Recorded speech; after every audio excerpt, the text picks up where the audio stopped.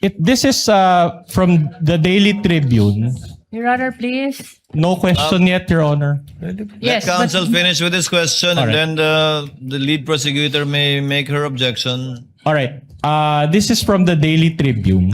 Okay. And this is the entitled Public Trust Rating. I'll just focus on the green, not the red. No, but Vice President Sara Duterte, it says they're 57%. And this was conducted by the Social Weather Station's SWS survey. Okay. Now, my question to you is this. You mentioned that you have an ongoing investigation. Do materials like this, insofar as how Filipino people view or trust VP Sara, have an effect in your investigation? Objection, Before Your the Honor. witness answers, lead prosecutor is recognized for objection. What is the basis of the objection? Your Honor, the defense is showing a picture of the president and the vice president with a certain rating at the bottom. This has no relevance at all, Your Honor, with respect to the subject matter of this impeachment trial. I think he And has... we are objecting to the presentation of this picture, Your Honor. I think it has... Just a short rejoinder, Your Honor. Kindly allow the lead prosecutor. Are you done, ma'am? Yes, Your Honor. Just a short rejoinder, Your Honor. Attorney Vinloan is The recognized. witness mentioned the term betrayal of public trust. And we can run the TSN back. Your Honor, of course, we're allowed, this is cross-examination, we're allowed to present controverting evidence to that statement. The chair will allow the witness to answer despite that there is no date when this survey was taken. Kindly answer if you know, Director Matibag. Gladly, Mr. Presiding Officer. Alam niyo po, survey yan. And all of us know, or for the information of the public, a survey is just a snapshot of something. It doesn't necessarily follow na yung survey na yan is kumbaga nakataga na sa bato. Pangalawa po, may mandato po ang NBI. We cannot be swayed by public opinion o kaya po ng aming personal na opinion. Kami po ay nag-iimbestiga, nababatay sa batas, nababatay sa proseso, at nababatay po sa ating itinakdang mandato base po sa pagtatatag ng NBI. So the short answer to my question is no, it doesn't affect. No, it All will right. not. It says there, as Inday Sara is being unmasked in the legislative inquiries and by her own mouth as an ill-bred bratinella, her public trust crumbles. Do you confirm that you included this statement in your editorial? Yan po yung nakasulat. All right. And despite this position and the recent surveys show that VP Sara was even gained positive trust rating, as shown earlier, a positive 57. Do you confirm this? Well, again, I'm saying na nung sinulat ko po yan, that is my opinion as an opinion writer. All right. Now, despite this positive trust rating by VP Sara, do you still maintain that, and I quote, her public trust crumbles? Well, para sa akin po, na ako yung NBI director, palagi ko po hindi po material itong ating pinag-uusapan sapagkat sabi ko nga, ang ating po pag-iimbestiga ay nababase sa batas, nababase sa ebidensya at prosesong nandoon na nang ako'y dumating po bilang NBI director. All right. One last question on this before I let this point go. So considering the positive trust rating of VP Sara, can one really say that she betrayed public trust? Magkaiba po yan. Speculative, Your Honor. Can we get a ruling, Your Honor? Witness is knowledgeable enough to answer. He can handle himself. Director Matibag, you may answer. Magkaiba po yan. Again, I'm saying, and I'm sure marami rin po rito nakakaalam na umaasa sa mga survey, a survey is just a snapshot of what's happening.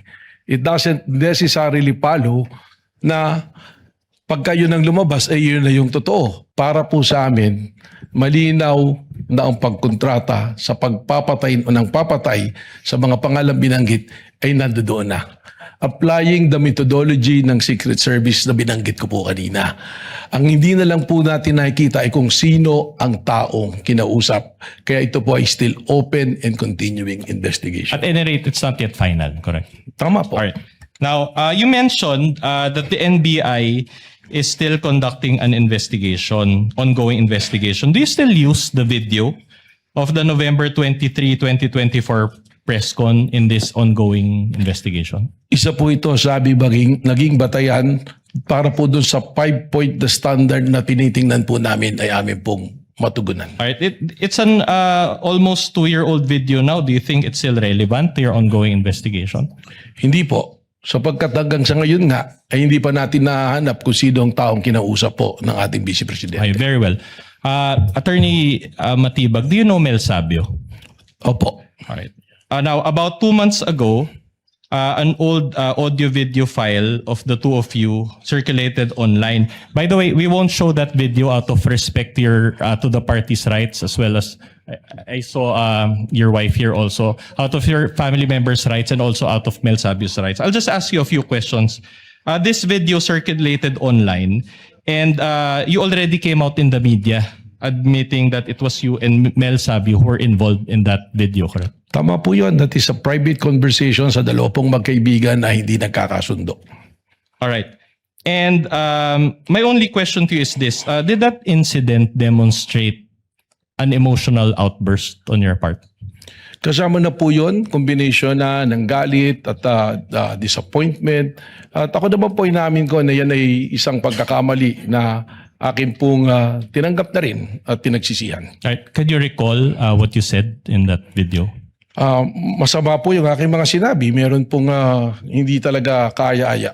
Can you recall, just to give an idea of those who were not able to I watch? cannot exactly recall because that was a really long time ago. That's okay. Now, on July 10, 2026, you wrote a letter to Representative Luistro. Do you confirm this? July 10. July 10, 2026. Opo. All right. Opo.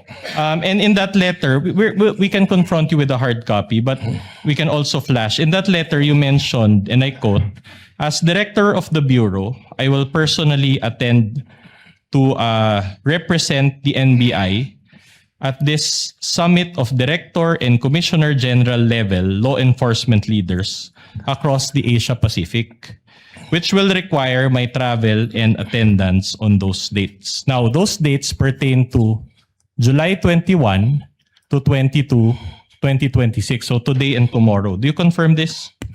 Opo. All right. Now, in that letter, there was a prior letter to that, correct? Which you received from FBI Director Kash Patel. Tama po. Do you personally know Kash Patel? Hindi po, pero hindi po siya personal kong kilala. All right. And did you inform him at any point that you're a lawyer? Hindi ko po alam kung alam niya na abogado. Okay. That's interesting because in the letter, and I'll use my pointer again, he referred to you as Dear Director Attorney Matibag, which in this record was submitted to this honorable court through the prosecution on July 13, 2026. Now, just a manifestation, this now forms part of the records of this case. So, are you friends or did he just research about your being a lawyer? Ganito po kasi ang nangyari dyan. Meron pong high value target. One of the top 10 most wanted. Si Henry Kimball, ang pangalan po niya, who scammed the government about 2.8 billion. Number 2 po siya sa 10 most wanted. And we have a coordination meeting with our local counterpart ng US Embassy na FBI station in Manila, si Ma'am Courtney, asking for our help for the extradition of this person who happens to have a problem in the court in Makati. They were expecting na ito pong taong ito ay matagal pa bago ma-extradite sa kanila. Lumapit po sa atin sa NBI at dahil natulungan po natin na yung inaakala nilang buwan ang lilipas bago ma-extradite, inatulungan po natin sila sa loob ng 2 araw ay na-extradite po. Kung kaya nung na-extradite po, ito pong si Henry Kimball, ako po ay tinawagan ni Ma'am Courtney ng FBI nang siya nasa Amerika at sinabi na nagpapasalamat. Katunayan po, nagpadala po ng letter of gratitude ang FBI. At yung pong pag-attend ko sa Bangkok, hindi naman po basta lang ako attend dun sa conference. there was an opportunity on the side na magkaroon po kami ng pagpupulong po ng personal ni Director Kash Patel. Yeah.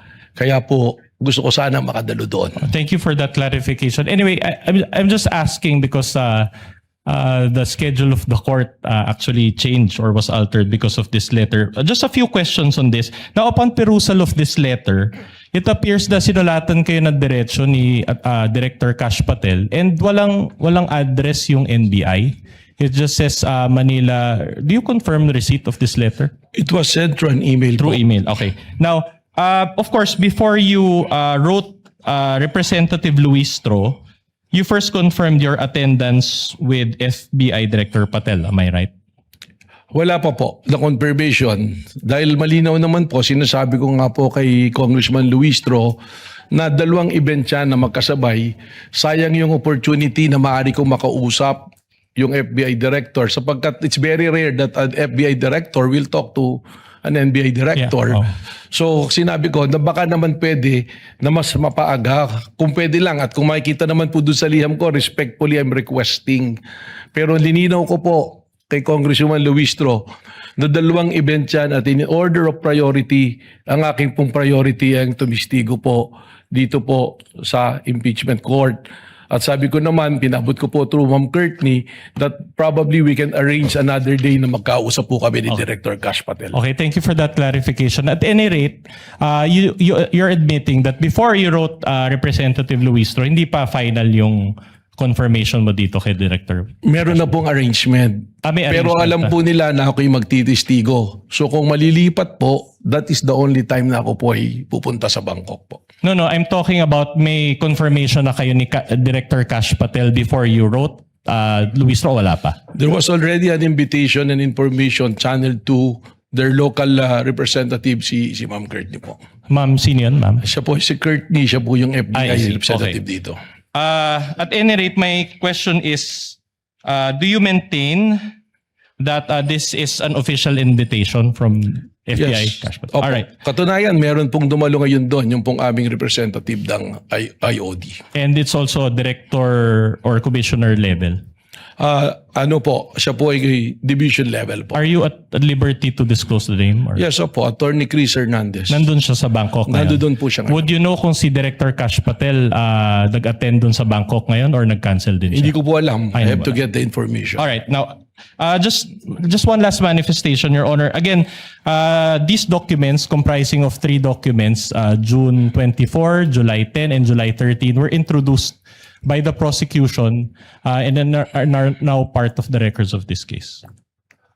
If I may be allowed to proceed, Your Honor.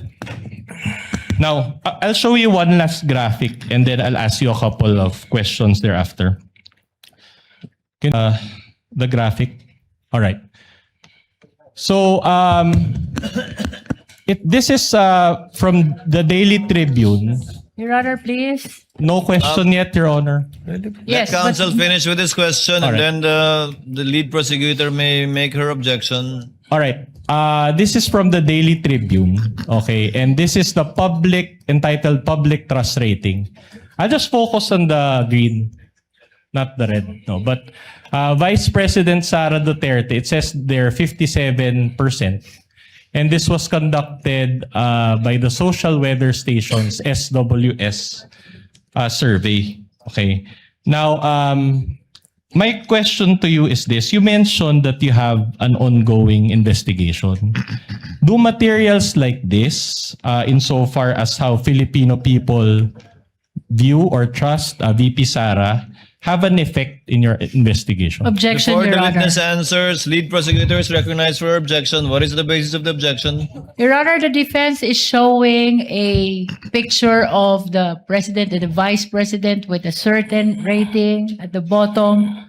This has no relevance at all, Your Honor, with respect to the subject matter of this impeachment trial. I think he And has... we are objecting to the presentation of this picture, Your Honor. I think it has... Just a short rejoinder, Your Honor. Kindly allow the lead prosecutor. Are you done, ma'am? Yes, Your Honor. Just a short rejoinder, Your Honor.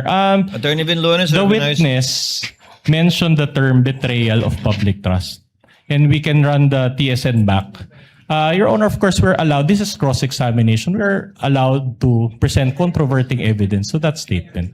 The chair will allow the witness to answer despite that there is no date when the survey was taken. Kindly answer if you know, Director Matibag.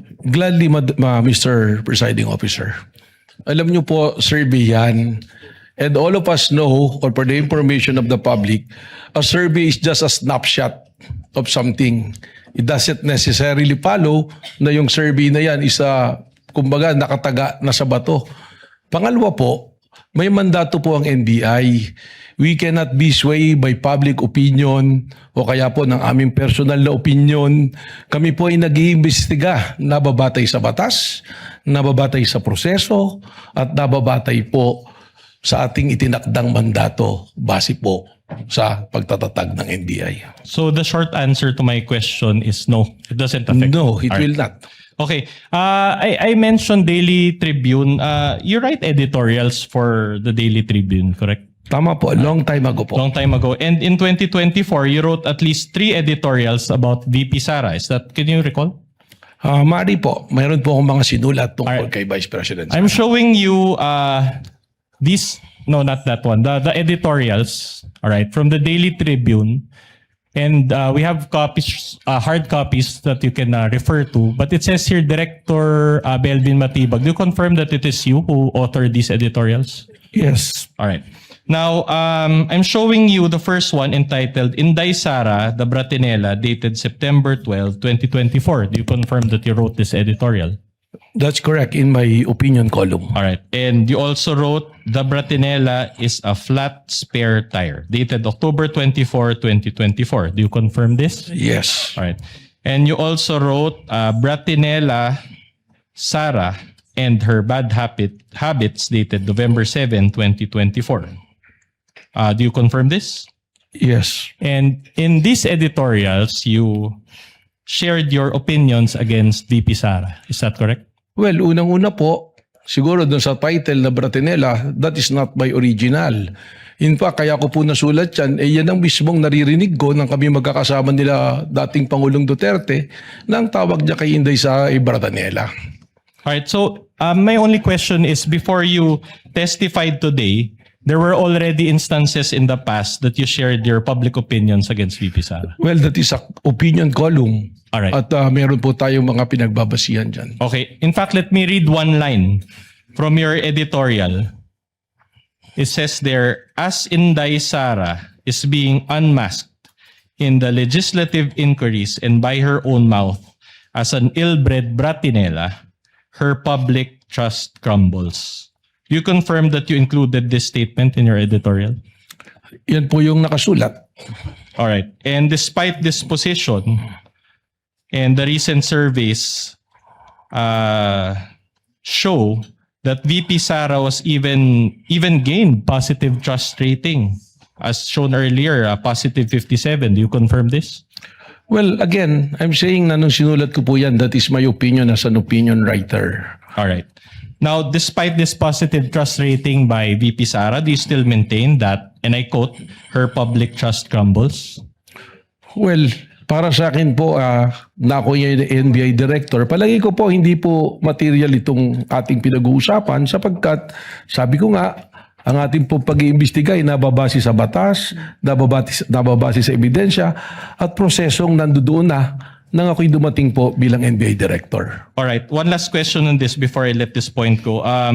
So considering the positive trust rating of VP Sara, can one really say that she betrayed public trust? Magkaiba po yan. Speculative, Your Honor. What? Can we get a ruling, Your Honor? Witness is knowledgeable enough to answer. He can handle himself. Director Matibag, you may answer. Magkaiba po yan. Again, I'm saying, and I'm sure marami rin po rito nakakaalam na umaasa sa mga survey, a survey is just a snapshot of what's happening. It doesn't necessarily follow na pagka yun ang lumabas, ay yun na yung totoo. Pangalawa, pagka po ating pinagbasihan ng popularidad, ang ibig sabihin po ba nito, ang isang pinakakilala at popular na tao pwede nang gumawa ng krimen at hindi natin papapanagutin? Your Honor. At this point, Your Honor, the defense is constrained to ask for a continuance, and we have our grounds therefore. Number one, Your Honor, the testimony of Director Batibag earlier consisted of a lot of new topics, and it is we believe that it is the right of the respondent to intelligently cross-examine him on those topics. Again, Your Honor, those topics are not included in the articles of impeachment and are considered new. In fact, Your Honor, as earlier stated, we feel that these new topics are a violation of the respondent's right to be promptly and fully apprised of the exact charges against her. So we will need time, Your Honor, to go through those new materials and new points. Secondly, Your Honor, during direct examination, a 100-page document was introduced and allowed by this court. And that document is unsigned and unnotarized. And we feel like for us to intelligently cross-examine the witness on this document that he mentioned, we need that there's a need. We feel that there's a need for a continuance, Your Honor. What With all does the due lead respect, prosecutor Your say?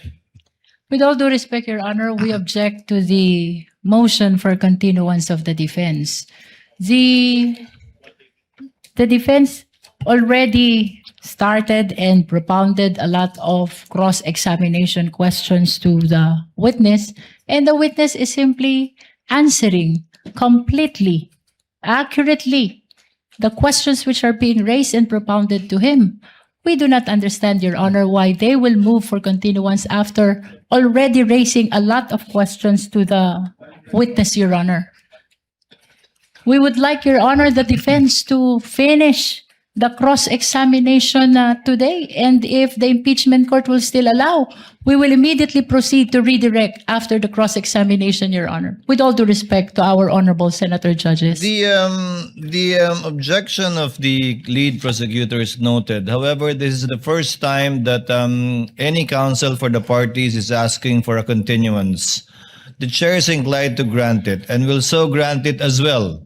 Should the counsel for the prosecutors or the lead prosecutor or panel of prosecutors require it at some point in time in this trial or hearing.